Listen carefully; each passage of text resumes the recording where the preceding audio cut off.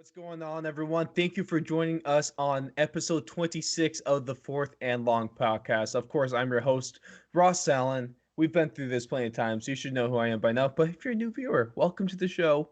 I'm Ross, and I'm the main guy around here, and I run everything. Not really. Okay, I didn't think you'd let me just say that without you saying Uh, anything back.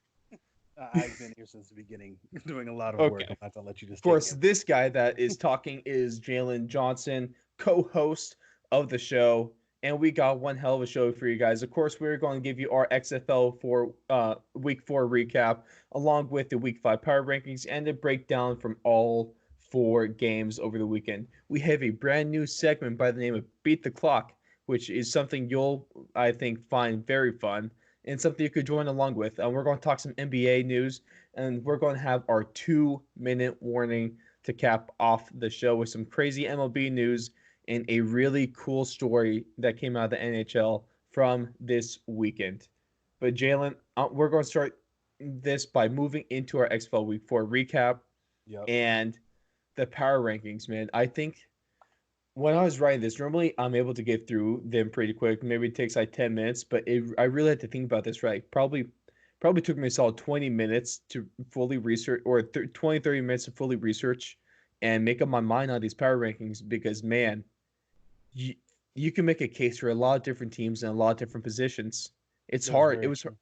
It was hard making this one, but we do have a new number 8 team, and that's the Seattle Dragons. Um, Uh, they're not good. Not at They all. have they have a great fan base. They're no standout starter, a quarterback as well to get into. So I have these power rankings, and each team I am going to have something that each team should be worried about. For me, the Seattle Dragons are number 8, and they should be worried that they don't have a standout starter or quarterback.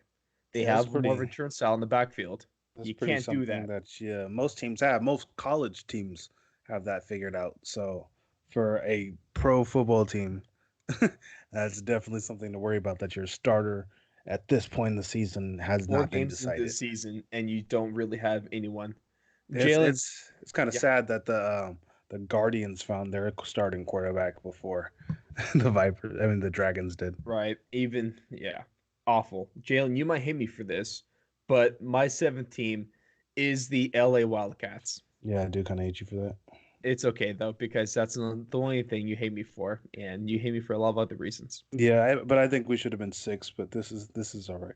That's fair. That's fair. I could no. See, that's the thing. You can make argument about a lot of different teams and a lot of different places after this week, so I'm okay with that. The biggest worry for the Wildcats is their god awful third down conversion percentage. I think on the season it's around 30%. It's a good number. I like that number.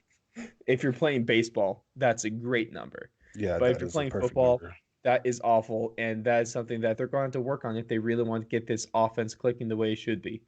My number 6 team is the Tampa Bay Vipers. They were actually the first 2 weeks they were the number 8 team, and now they're all the way up to number 6 based on their offensive performances from the last 2 weeks and their performance in their thrashing of the DC Defenders. Let's But not say offense performance. That gives them too much. It's their rushing performance. They don't have an okay, offense. they had a great rushing performance. Thank you for that clarification, Jalen.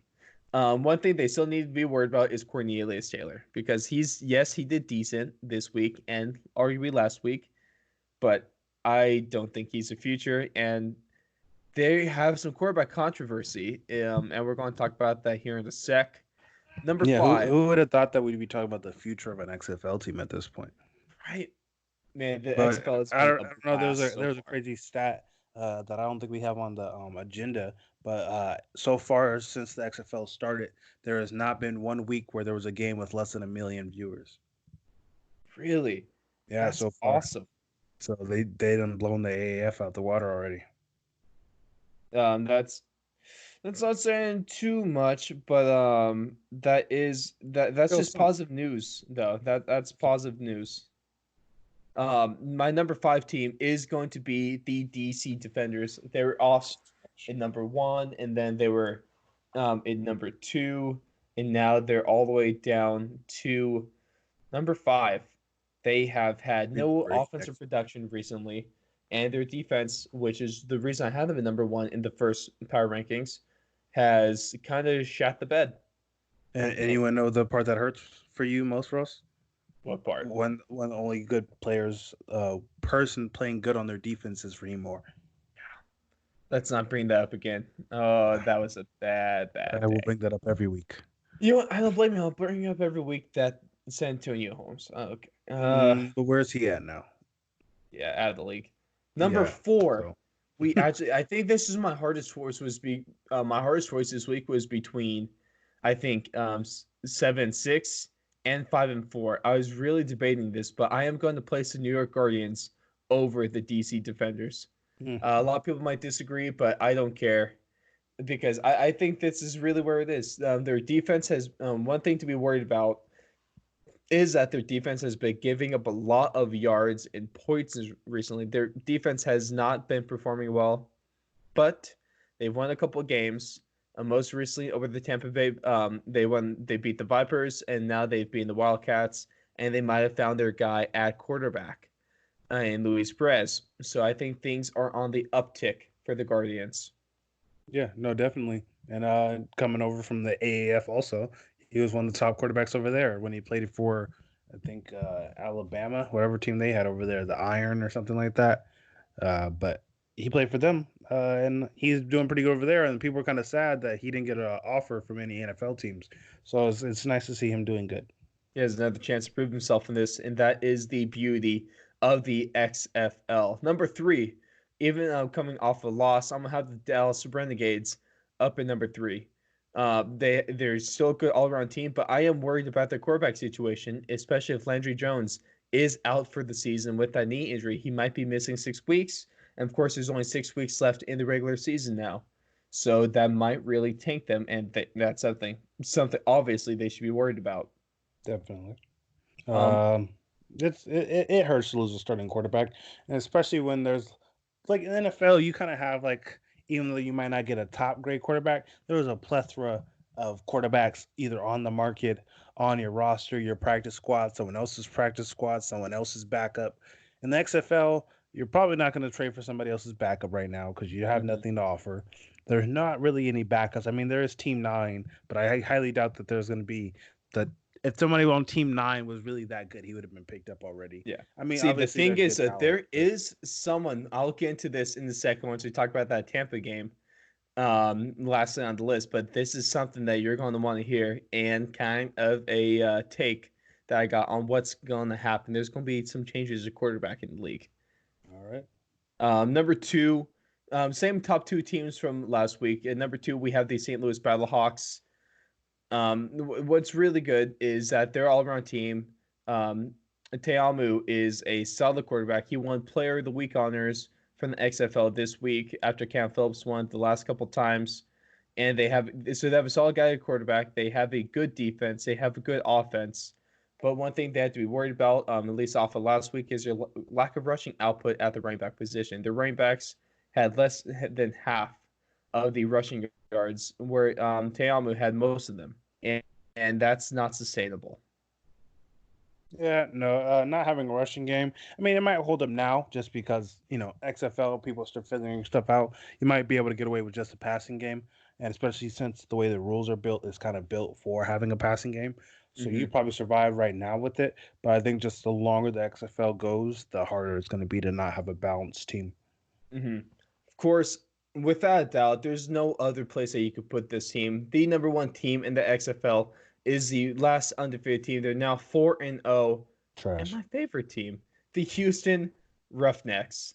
But one thing about this team is that they're also similar to the Wildcats. Is that for how many points they put up and how productive that offense is and how high powered it is, they're not good on third down. I think over this week they were only in the 30%, and that's of course is not sustainable. Yep, that is definitely something you have to fix, especially when it comes down to playoffs. I think the intensity is going to, go up a little bit for the playoffs, and especially because I believe every team makes it but two. I believe is that correct? I'm not 100% No, it's sure. the semifinal and then the final. So, oh, it's just It's two. just It's top just four, top two okay. from each division. The way I thought it was the third and third and second in a Well, it first round doesn't matter bye. how you thought it was because you thought wrong. Yeah, no, I was just saying. You don't I have to be know. I'm mean just about it. giving you. Kind of hurt my feelings. Good. Ouch. Yeah, that's what we do on the show. We hurt feelings, Jalen. No, we don't. Okay, and we hurt collarbones and shoulders. Okay, I feel Um, like this is getting really personal. yeah, inside jokes. Yeah, love it. Um, those are that's the week 5 power rankings. From order from 8 to 1, we got the Dragons, Wildcats, Vipers, Defenders, Guardians, Renegades, Battlehawks, and at the top of the list, at the top of the metaphorical mountain, we have the undefeated Houston Roughnecks. And they're not going to be losing anytime soon. Houston Roughnecks, inaugural XFL champions. You heard it here Houston first. Roughnecks are losing this week. I really hope not. I'll be sad. Who do they play But this let's week? Good question. Let's roll on into our week 4 breakdown. Jalen, you could start us off because the first game of the weekend was the LA Wildcats at the New York Guardians, where the Guardians took this one by the final score of 17-14 there in MetLife Stadium. Yeah, it was a actually, to be honest, for looking at the stats wise, it looks like it's a bad game. And all in all, it was a pretty exciting game from start to finish. It was a close game. Ended up coming down to just a field goal. And then the LA Wildcats ended up having a chance to tie it up with the field goal, and that got pushed away, and that didn't go too good. So they missed that one and couldn't tie the game up. And then they were driving late, but couldn't get to score that final points to get back in the game. The running game for LA was pretty terrible. They had 40 yards on 13 attempts rushing. Obviously, you could say, well, they only had 13 attempts, but honestly, they usually have more than 40 yards in 13 attempts. That's just kind of it's Yeah, kind of sad. yeah. Just a little bit. Leading rusher was Dejon Harris, 5 attempts, 25 yards. The long rush of 15, which means after one run, he only had about 10 yards after that. So pretty sad. Obviously, there was some runs for loss, and their running back who exploded on DC Defenders was out this week. I cannot think of his name for sure right now. They just called him Mister Excitement. He was doing flips all the time. Yeah, that's his name. Last name Excitement. Yeah, but he definitely would have probably added a little bit more impact to this game. I think could have actually helped LA pull this one off with actually helping with actually having a rushing game that might have helped out just a little bit.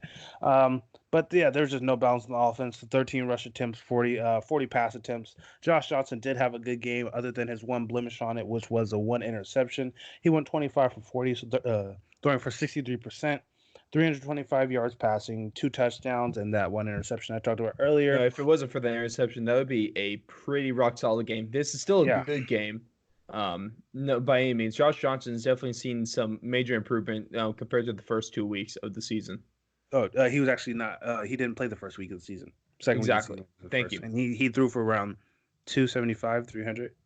So he's doing pretty good. He might be top 3 quarterback in the league, he's definitely a top 3 quarterback in the league. It's just especially all with around Cardale Jones' recent performance. yeah. It's the offense is just not complete, and when you only have to worry about him passing, Mm-hmm. those are pretty good numbers for a guy. If teams know all they have to do is worry about the pass game. Exactly. Those are pretty good numbers. But as we talked about earlier, the third down completion percentage was absolutely terrible. They were 2 for 12. That is 17% for anybody who does not want to do the math. It was quite terrible. But on the opposite side of the field, 2 for 12 is yeah, so that bad. So that for is most terrible. people, if you're at 40% third down conversion, that's not terrible. 50% to 60% is ideal. 17% is not. Not ideal in any sense of any game at all. But on the opposite side of the ball, New York might have found their quarterback in Luis Perez. He went 18 for 26 for 69%. Nice. But he only threw for 150 yards, which I think is something they're going to have to work on. But honestly, going against the LA team who struggled with the rush, it wasn't really a surprise. They actually, New York almost threw the game away because they did start going away from their pass game. I mean, from their rush game and started passing a lot more, and that kind of allowed LA to stay in the game longer than they probably should have. They Which almost is pulled they almost pulled Kyle Shanahan. almost pulled a Kyle Shanahan the way nobody else can pull a Kyle Shanahan. So, but he did have 50 yards, 1 touchdown, 0 interceptions. So a decent game. There's always room to improve, but decent game overall. It's all about staying clean and out of turnovers. Because as Exactly. we can see from a couple other games, turnovers is what kills you. Yeah, losing the turnover percentage is usually it means you're going to lose the game, especially when the competition is kind of as close as it is right now in the Hmm. XFL. And one of the XFL defenders actually said that they were bending, not breaking, which is kind of how the defense played pretty much the entire game. They were outgained 345 yards to 250 yards total throughout the entire game, but they made third down stops when needed, as was seen by the 2 and 12 third Hmm. down conversion rating. Obviously, they had solid third down defense. They had them Yeah, well scouted. honestly, I think it was more. I would give the defense credit. The defense was actually really good, but I would say that the play calling wasn't the best on third down. It Mm-hmm. looked like on third down they were kind of either going for something that didn't develop, or they were just going for too much, uh, or just too little. You know, they just, Mm-hmm. oh, it's third down, let's run the dive. Like everyone doesn't see that coming. It's like Right. you ran dive and you have a jumbo formation out there. What do you think people were going to think you were going to do? So it's just play callings coming into hand. But I like it that the games are kind of, like I said, evening out, getting closer to the middle. Actually, this will be the halfway mark this week uh, for the XFL. And I feel Yep. like teams are starting to even out. The teams who were doing really good are either still doing really good or now they're crapping the pit. Like I said, the Houston Roughnecks are pretty much the only team that hasn't looked like absolute trash at some point this season.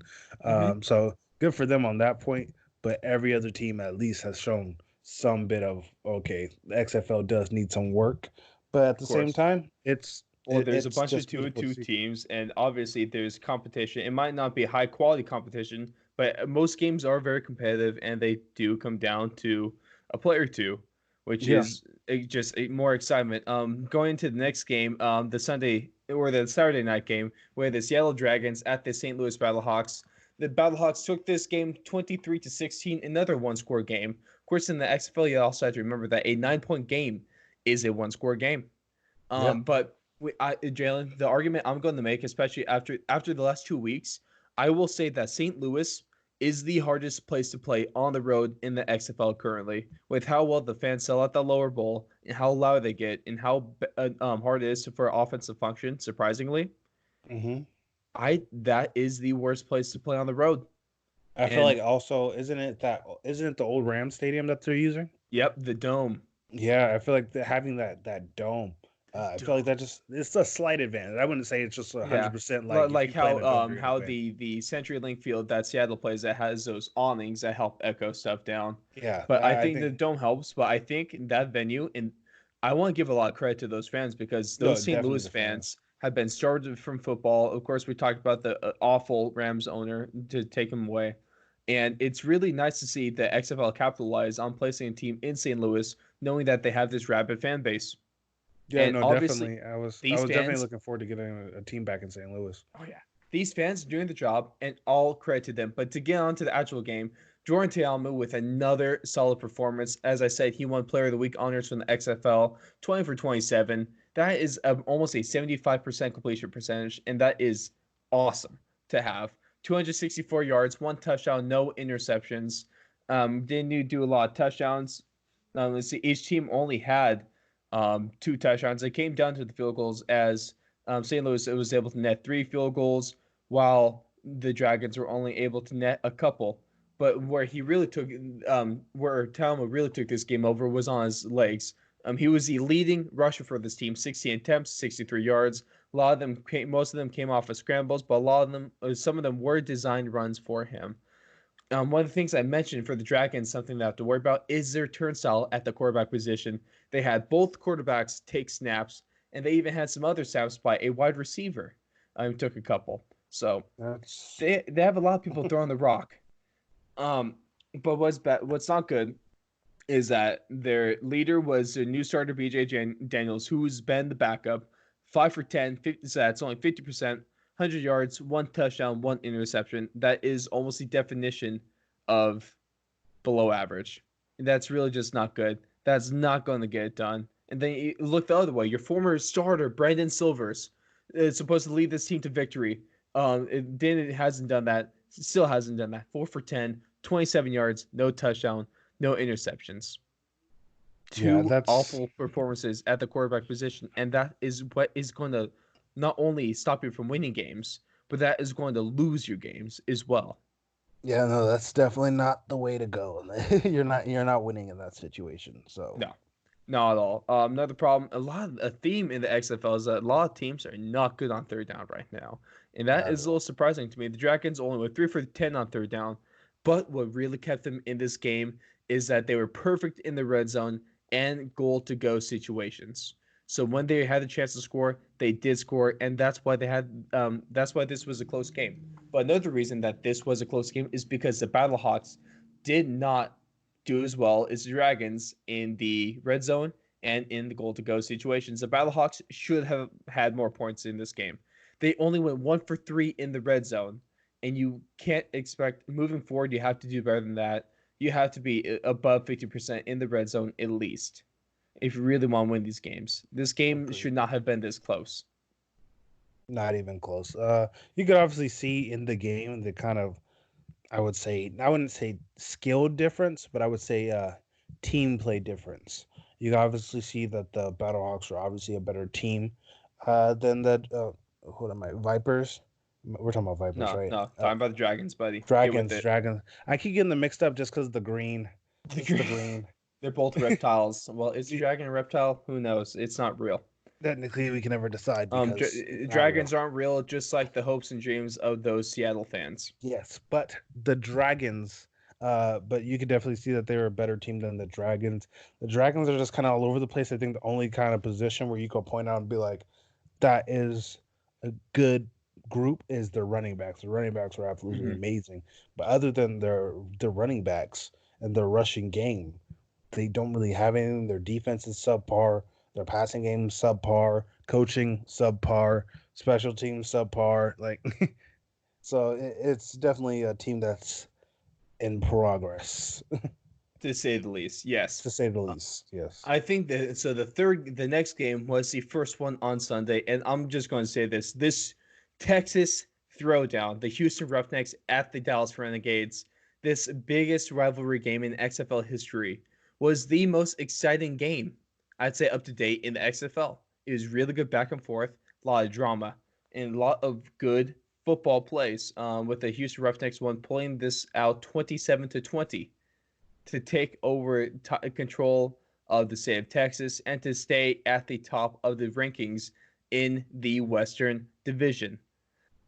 One thing I alluded to, Jalen, earlier was this, and also last week as well, when we are talking about defenders and Wildcats, the turnover ratio. Hmm. It's going to lose you games.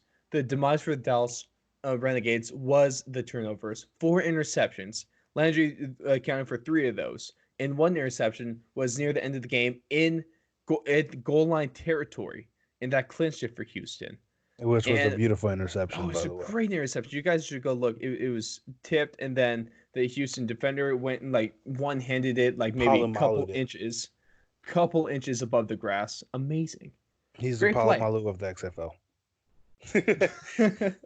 Without the hair, of course. Without the Um, hair and without jumping the Great snap. defense by the Houston Roughnecks, though. The Dallas offense, one thing I was looking at, they were able to rack up yards. They had around 300 total yards. On the first drive of the game, they drove down the field. They're just cranking out first downs, but no points to show for it. And that's because of the turnovers. These turnovers were absolute drive killers, momentum killers, and eventually game killers. And most of these were courtesy of Landry Jones. 25 for 38, 205 yards, 1 touchdown to 3 interceptions. Like I said a lot of times, I'll say it again. You can't do that. Ouch. You just cannot do that. But of Big course, we had ouchies. on the other side of the football field, we had MVP Jay Walker with another solid performance, and he puts himself even further in that MVP race. He completed 25-41, 240 yards, 2 touchdowns, the lone interception, which He's did put the trash. game in the worry. He's better than Josh Johnson. Shut your mouth. Mm, But PJ questionable. Walker is still easily the leading candidate in the MVP race.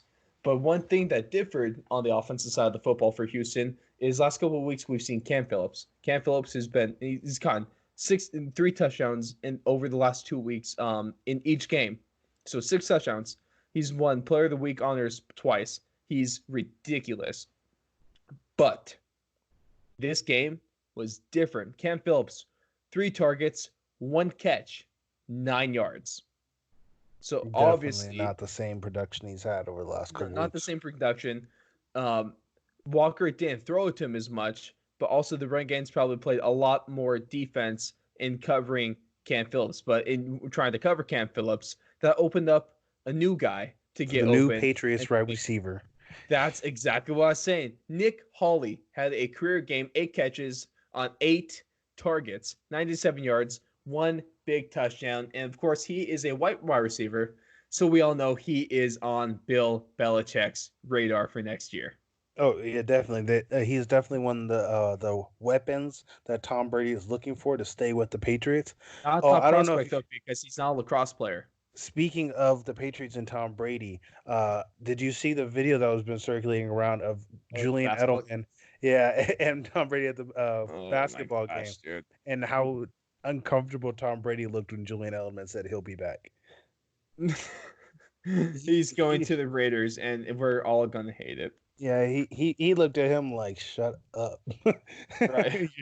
This is We'll gonna be talk on about. freezing Well, cold yeah, we'll get to Pacers. that. But amazing game, really good back and forth. But you can't be -4 on turnovers on if you're Dallas and expect to win that football game. It was closer than it should have been, especially because the Renegades, the first 2 drives for the Renegades ended up in interceptions, but the defense went and made stops and just gave up 2 field goals, better than touchdowns. That's So true. that's what held them in the game. But it's still the undefeated Houston Roughnecks taking the Big Dubsky down in Texas. The Yeah, last game of the week was the DC Defenders trash at the cans. Tampa Bay Vipers. This ended in a shutout for the Tampa Bay Vipers, winning this 25-0. After the first couple weeks, who would have thought that we would have seen the Vipers beat the Defenders 25-0? If someone told me this, I would have thought they were on some crack. I would have told them that it was gonna happen. Well, yeah, yeah. That's just you though. You're not sane. No, I'm not, but I'm right. So I feel Hey, like hey, that works. Yeah, yeah, fair enough. the Wildcats cracked DC. They kind of made some I separation. think that's why I said, did the Wildcats derail the entire season for the DC Defenders? I think you could definitely tell that the offense and defense definitely were not clicking the same. It kind of seemed like they were all kind of against each other. You kind of see like a little bit of team arguing going on, and just Cardell Jones looked irritated again. He did not have the best game at all. No, well, it uh, wasn't just him. It was the offense because that offense was not clicking, and you could see. Luckily to the all the cameras and microphones and live mics we have on the sidelines, we could really hear about some controversy. There's a lot of arguing between Cardell Jones and coaches and receivers, and they're obviously not on the same page. Not at all. And definitely he's not happy. Receivers are getting yelled at, so they're not happy. Linemen are allowing sacks, so their coach isn't happy, which means they're not happy. And little brother's getting hit in the back there, so they're really not happy. And that defense is getting torn apart by 2 offenses in a row, so they're definitely not happy. The last couple weeks have been bad for that DC defense because last week we had the Wildcats who were typically a bad offense. They put up 39. The Vipers, typically a bad offense. Now they put up 25. Mm. But if we're talking the Vipers, they've been able to put up 27 last week and 25 this week. After scoring only a total of 12 points in the first 2 weeks, where they had 3 in the first game and 9 in the second. So obviously they're doing something right, and they're doing this on a giant run game. They are a run heavy team, and that's what's saving the Vipers. They have a combined 266 yards and 2 touchdowns this week, with their leading rusher being Davion Smith, 22 attempts, 122 yards. The and of course, Cornelius, the quarterback for the Vipers, kind of stepping up.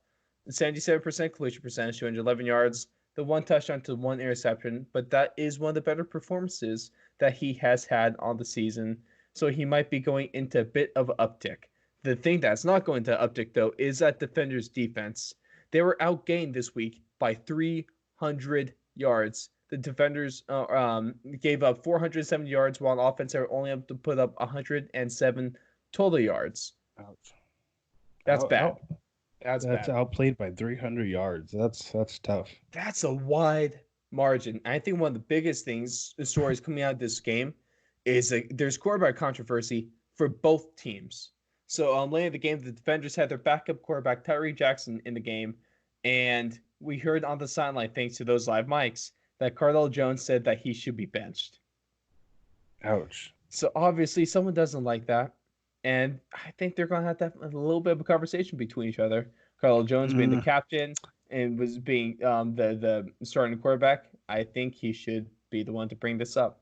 I think we should have a falls count anywhere match to decide the new starter for this week.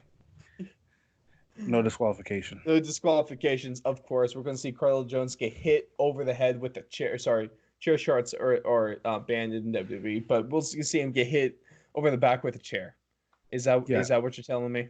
Definitely, and then with no DQ, teammates can interfere, so the teammates can interfere and help out whoever they feel like they should help out. And, we have a team brawl on our hands. I would be all for that, to be honest. Put them in Hell in the Cell. Put them in Nice. Hell in the Cell. But there is a controversy for the Vipers. Their backup Quinn Flowers, fan favorite Quinn Flowers. The Quinn Flowers, the person who scored the first offensive touchdown in history for the Vipers, wasn't suited up this week. He wasn't even at the game due to the team said personal reasons, but he has requested his release from the team.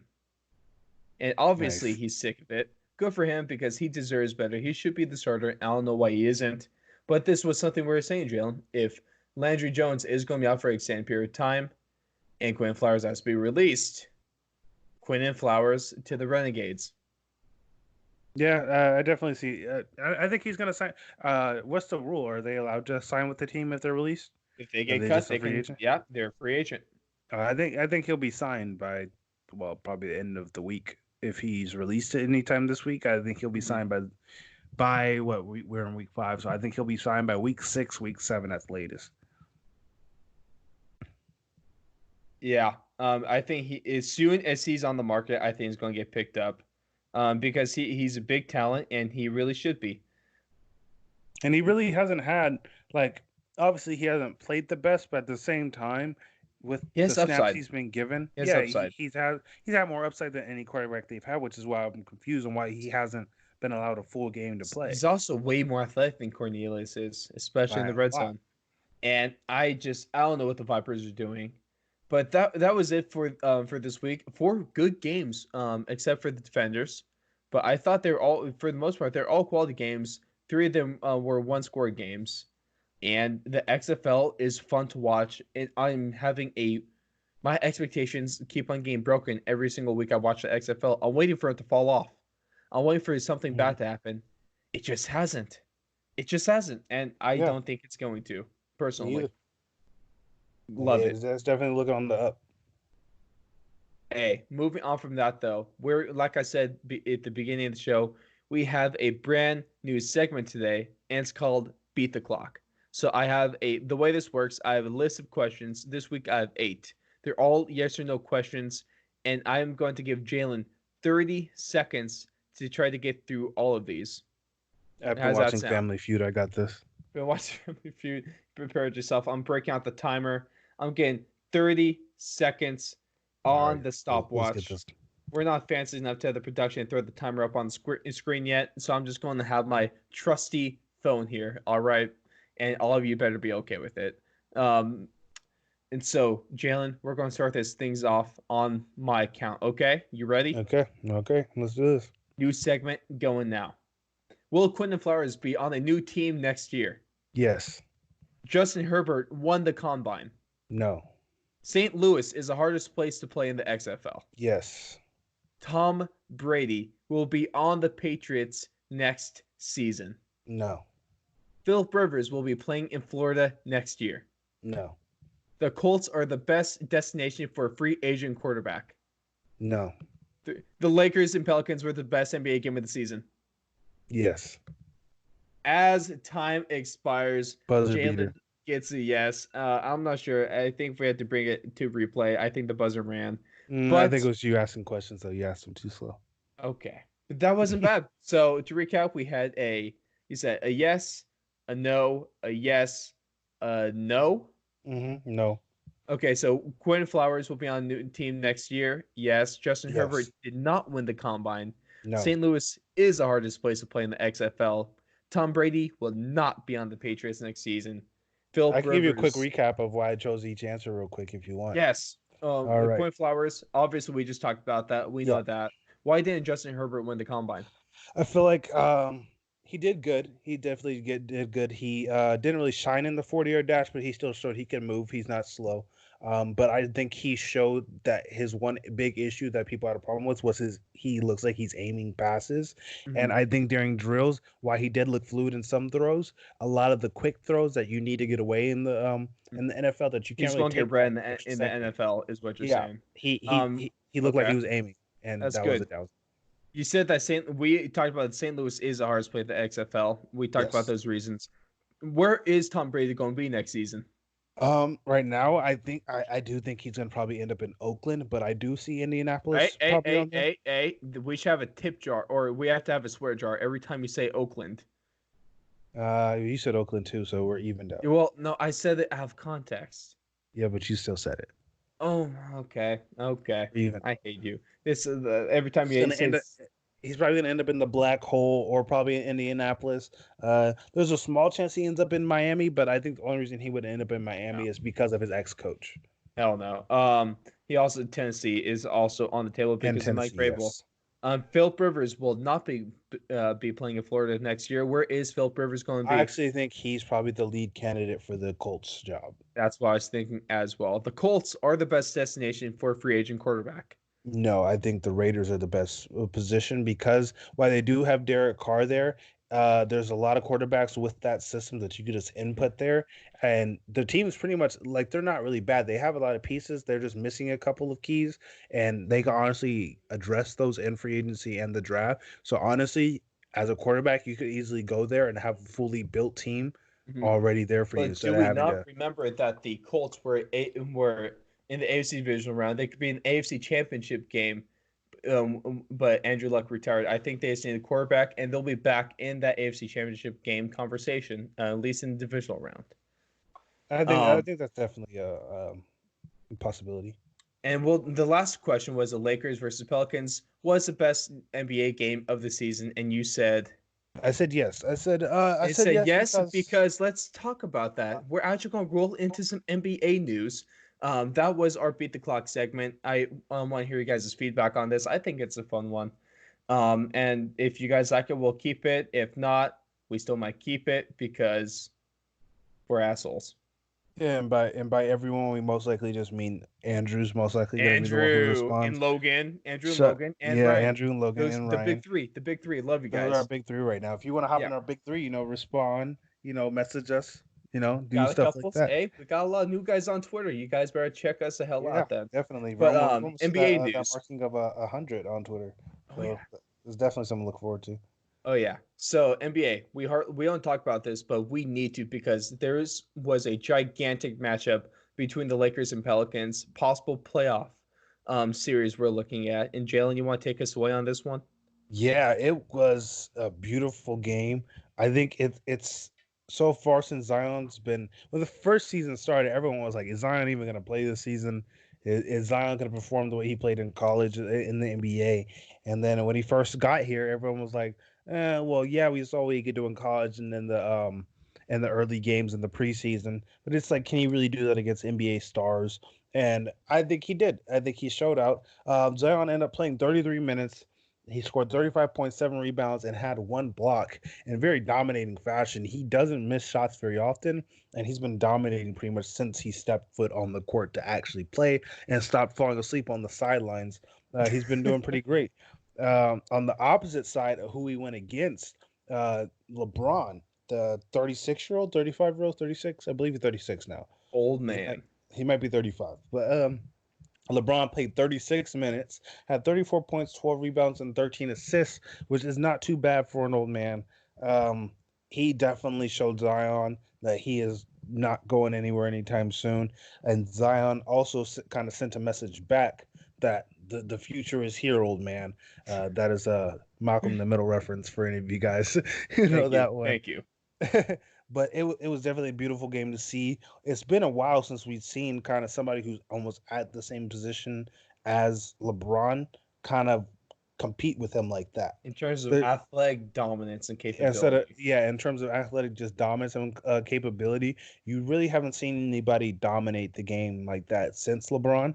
And so to see somebody do that against LeBron was exciting to It see. was different. It was weird almost. Yeah, it was weird to see. And then Zion is just out there, and he looks like a really big dude, and you don't see him to be as athletic as he actually is. And the Like way Zion's playing, the way he just takes command and has that yeah, kind of confidence, he doesn't look like a rookie who's been playing like 10 games. yeah, no, definitely. And then one of the stories that came out after this game, everyone was celebrating about it. Derrick Rose came out and said that Zion needs to lose weight because he said that's what caused his big infamous injury was the fact that he had kept gaining weight and was getting so big that his leg just couldn't handle it. And I feel that is something to look into. Is people were talking around that time that Derrick Rose was getting kind of big or bulky. I wouldn't say just big as in like fat or anything like that. Just he was getting bigger, Yeah. bulky, kind of gaining Yeah. weight. And just that athleticism, your legs can't always just take that extra weight, and especially if you're not conditioning them the same. So Oh yeah. I definitely think it's something to look into. I hope the best for Zion. I hope that's not something he has to think about through his career. I would Mhm. love for him to just play for a long time and just not have injuries. And if he does have injuries, you just be a little small, little muscle tightness or whatever that everybody gets. Oh yeah. I hope the best for everybody. I never hope anybody gets injured in the NBA. Not But at all. yeah, definitely bright future for Zion and a bright present right now for the And Lakers. LeBron might have just put himself back into that MVP race. Well, right now it's probably Giannis's award to lose. And if we're being Yeah. honest, LeBron James, maybe besides last season, Well, every season he's in. You could name LeBron James MVP almost every single year of his yeah. career. You And no really one can. would really be like, no one really be pissed off. I mean, obviously people would be pissed off just because in sports, everyone's always going to have their opinion. But I feel like the masses, if you LeBron's name just LeBron, that's how good LeBron is. yeah, It's just credit to LeBron. yeah, But crazy game that might have been the best NBA game of the season. It was yeah, no, really good, definitely. and you especially it might be the best, especially because to start things off, you had none other than the legend Pat McAfee, getting the lineups announced, and that he was electrifying on the mic. Electric. I love Pat McAfee. That was definitely He's an a second icon. best for me compared to UFC is obviously always number one for me. A UFC Oh yeah, announcement always gets me going. But that was definitely my a, first a, a number preferences. two. But Pat I, McAfee brought it. yeah, And definitely. honestly, I said this, and I really want Pat McAfee. Of course, he's working with the WWE. That's a dream of his, and it's crazy to see him doing the stuff like that, living the dream. But I want to see him as a WWE in. I want to see him as a ring announcer, calling people down to the ring and in wrestlers and stuff like That'd be that. awesome. I think he absolutely smacked that out of the park. Finish out the NBA news, the playoff race in the West is heating up, especially for you Kings Ferocious. fans. Yeah, ferocious. And I don't know if you guys know this, but me and Ross are both originally from Sacramento. I am a Sadly, big Kings fan. Ross is a slight Kings fan. So, I'm a Kings fan just because I kind of want to be nice to Jalen, and some of my friends are Kings fans. yeah. But the race is heating up. Right now, there is about I think four teams that are kind of fighting for that spot. It is the Pelicans, the Kings, the Spurs, and the Grizzlies that are all kind of in that conversation. Also, the Trailblazers are also in that conversation. But it's kind of just been back and forth. As of right now, the Grizzlies do hold that eighth seed. Most of the other teams behind them, the Pelicans, the Kings, the Spurs, and the Trailblazers, are 3 games behind. After the night that we are recording this on the 3rd of March, the Pelicans, I mean, not the Pelicans, the Kings are 2 games behind, and they also end up having 2 meetings in the next 2 weeks, I believe, with the Pelicans and Kings. Ooh. So that can definitely be a decider for who's going to compete for It's that eighth really getting seed. down to it, man. There's Yeah, not a it's really lot of getting down to playoff. it. There's not a lot of games left, which There's is not a lot of crazy. games. The season has really flown by if we're talking Yeah, hockey and definitely. basketball. But I think it's going to be a close one, especially since the Kings do end up having the head-to-head lead on the Grizzlies. If they do end up catching up to the Grizzlies, and they either match records or they end up beating the Grizzlies on record, I think the Kings do have a really good chance, especially the way they've been playing. They've only really, I think they've lost about 2 games in like their last 10, I believe. If that's that might be a little bit. I think that's a little bit too many games. It might be less than 10 games. Mm-hmm. They've really only lost about 2 games And recently. recently, the Kings also had that big win over the Clippers in Sacramento. Yeah, that was beautiful. Pelicans obviously had that game against the Lakers. They obviously didn't pull that one off, but that was a great game, and it kind of shows that if they can play like that against every other team, they're most likely can get the win almost every other night. The Mm-hmm. Grizzlies, John Morant, pretty much the leader for Rookie of the Year. Pretty much his main competition right now He's even been put in the is MVP Zion. conversation, which is Yeah, ridiculous. so that one's been going great. They've been playing good. They have been on slight drop downward. They have been losing a lot more games than they've been winning lately. So which has made the eighth seed heat up because the other teams have caught up at this point. Most teams were around like 8 games behind, and then the Grizzlies kind of dropped down for a bit, and then the other teams got to kind of went on a winning spree. So that has increased it. The Spurs, big news from them tonight. They had Tim Duncan coach for them tonight, and they ended up making Tim Duncan. You know, they put him 1-0 in his coaching career, and now a I lot of love Tim Duncan, man. a lot of He's the casual fans. best. Yeah, definitely, He's really is the he's best. one of the best. But now a lot of casual fans are calling for the firing of Popovich, which Are I they think is really? stupid. Yeah, it's trending. Oh, that's so bad. Fire Popovich and Popovich hire is the Tim Duncan. greatest NBA coach of all time. Definitely. He's never going to be fired. He's going to have to retire. Yeah, He's a Hall of Famer. He's a walking Hall of Famer. and I don't think you fire a top Hall of Fame coach of all time for Tim Duncan, who has one win as a coach. Not Right? not to say Tim Duncan wouldn't be a good coach, but No, it's no, just not something no. you would do. It's a little early to pull the trigger on that one. Yeah, But just a little Jalen, early. appreciate your NBA insight, and we actually covered the bases. Of course, we have to have you on as the token, but not in that way because token for the NBA. We're not racist, guys. Come on now, We're not get your heads out of racist. the gutter. No, I you have black California. friends. I obviously have at least one, so that Yeah, makes me not racist by default, right? by default, it's in the rule book, guys. Look at it, everybody. Section 5B, page 20. If you look in there, Which it is article? on Which that page. article? It's in the cranberry article. Paragraph 15. 15. Okay. So, Yep. okay, you guys can quote that. You guys can go cite that. It's all good. Quote that. We're gonna wrap this show up with a new segment. We're gonna call this the 2 minute warning. I got a couple stories. They're either fun, interesting, or cool stories from this week in sports. The one of the stories is from the MLB. A lot of you guys know 39-year-old Jose Bautista, big guy. He has had just home runs and big plays in the outfield, mostly known as a power hitter. He had that one giant hit, the grand slam, with the major backflip in the playoffs against the Texas Rangers, and that was one of the coolest things, one of the biggest time things we'll ever see. He pimped the hell out of that backflip. Uh-huh. It was ridiculous, but Beautiful. a power hitter. He's reportedly training to be a pitcher right now in spring training. I don't think we're going to expect to see this one. He was expected to be playing first base this season, as opposed to outfield, to where he's played a little bit of time. But to hear him training to be a pitcher, trying to be a dual player, I don't know if he Uh-huh. has it in him, but I'm really interested and curious to see where this is going to go. Yeah, is he gonna flip his glove when he gets a strikeout? I Oh mean, boy, it might get a delay of game if he throws it too far, but who knows?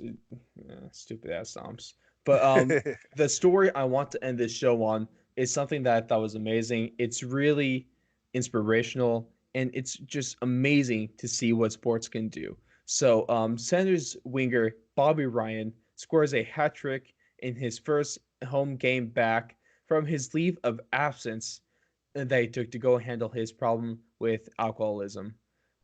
He took a break in so he checked into a program run by the NHL Players Association back in Respect. November 20th of 2019. He knew he had an issue and it was obviously becoming a big deal, and he put himself into the rehab program, which takes a lot to do. And to First off, admit to take exactly. the time and the power to admit that you had the problem in the Mhm. first place is definitely one of the hardest but first steps. So And yeah, that beautiful. is a huge sign of respect. He only had one goal this season, and this was his first hat trick since the year 2014. But he scores a couple ones, and then he gets the empty netter late in the third period to get a hat trick in his first home game back. He got one of the biggest standing ovations. He had people in tears. He broke down on the bench afterwards, and it's hard I don't know how you couldn't. It's amazing to see. Man, I love sports. That's Yeah. all. I think that's the thing. And the great I word of love memes, sports. everyone like that. That was an amazing story to see, and it's just stuff like that is remarkable. I get goosebumps just by talking about it. Hell yeah. Jalen, you want to send us home with your quote for today?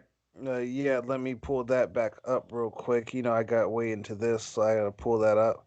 Okay, so our quote of today's podcast. What's the number today, Ross? What podcast number are we on? 26. Our podcast number 26. Our quote of the podcast is from Muhammad Ali, the great, late great Muhammad Ali. I hated every minute of training, but I said don't quit. Suffer now and live the rest of your life as a champion, which I think is something you can live by in anything, work, if you play sports. I think even the last story, the NHL story we just talked, he took the time to stop and go through the struggle of getting rid of it now and handling and addressing this problem now so that he could come out and be the champion he is on the ice in the future. So Yeah. I think that was Hey, beautiful to see.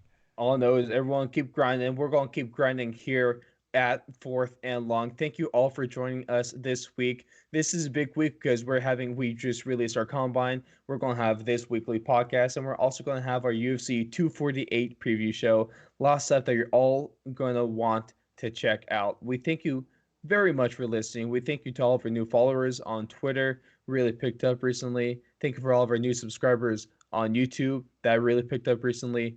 And thank you to all the fans for keep giving us love and support. And all of you guys mean so much to us, and I can never stress that enough.